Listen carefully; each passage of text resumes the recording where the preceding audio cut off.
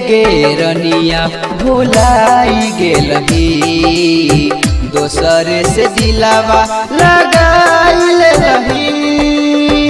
हम तो तोरे चाहै छी अभियो तू दोसरा के अपनाइल रही।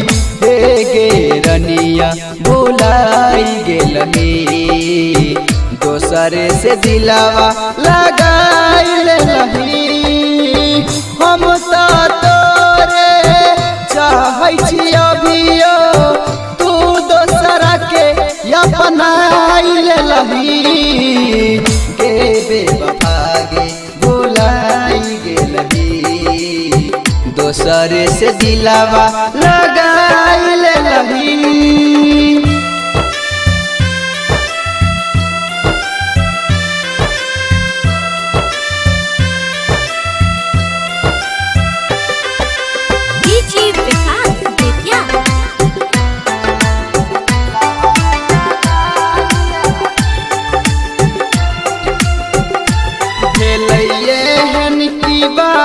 जे तू छोड़ी देले साथ लागे दोसरे से अब तू करै छी मुलाकात।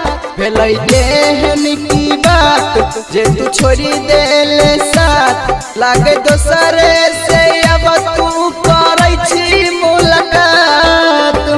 अपन दुनिया सैले गे पगली हमर दुनिया उजाड़ देलही। बेवफा गे भुलाई गेलही दोसरे से दिलावा लगाइल रही।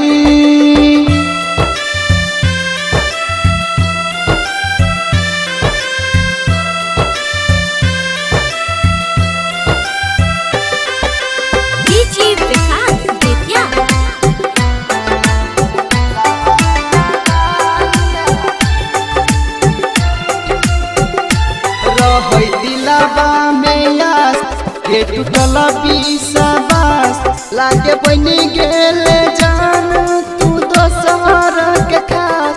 अब भेलैये हसास नहीं छे तू हमरा पास राइटर अंतोष हरदम रहै छौ उदास।